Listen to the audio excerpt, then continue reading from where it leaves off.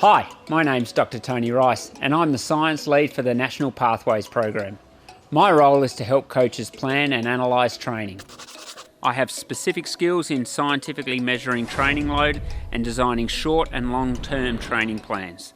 An effective training plan is one that optimises both recovery and gets adaptation. Because of its technicality, rowing training is not something that you can simply jump into. It takes time to prepare your body to be able to train with the correct intent and intensity. Pathways athletes need to nail down the simple rowing movements and techniques before training with high intensity and high stress. The Pathway is all about helping coaches and athletes take the steps they need to give themselves the best chance of becoming Olympians or Paralympians. I'm here to help you with training periodisation, core technical movements and skills, and age-appropriate training loads. A lot of what we discuss across this series is applicable not just to Pathways athletes, but to rowers of all ages and abilities. Let's get straight into the meat of it. Here's my 3 key messages for rowing training. Number 1, train at age-appropriate boat speeds. It's critical to learn from the outset. 80% boat speed for rate 18 to 20 and 90% boat speed for rate 28 to 30. Second, training consistency. It's the key to rowing success. Minimising illness, injury and time away from regular training will help ensure a reliable training fitness base and output. You might be wondering how to measure training consistency. Well, training consistency refers to how many training sessions have been completed as per your training plan over the last 90 days.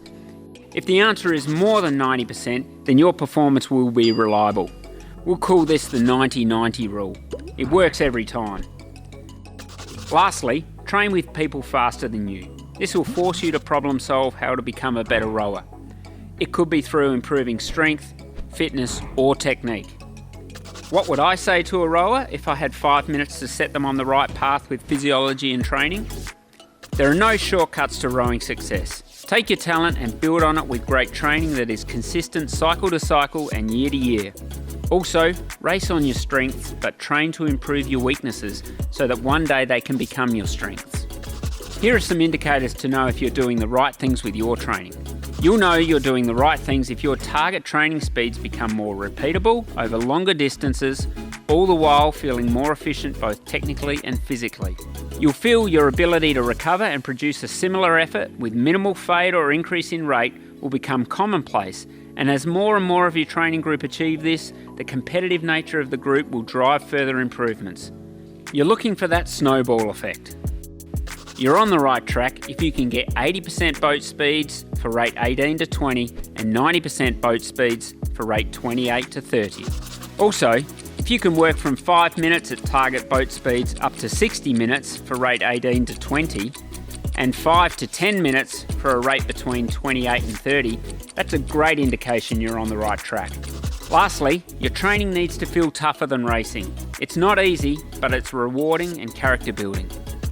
Here are some indicators to know if you're doing the wrong thing. You're doing high intensity intervals as a replacement for long continuous volume. You feel you've reached training consistency after stringing 2 weeks together. Remember, you need 90 days. You're using the excuse, I trained hard last week, so I deserve something in return. So now let's look at some age-specific workloads. Here's what I recommend. The table on your screen provides a general outline to the modalities, frequencies and overall training volume that rowers should be aiming for in their specific age category.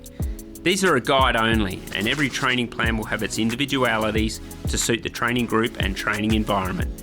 If you have questions about your plan, you should always discuss these with your coach and other support staff in your team.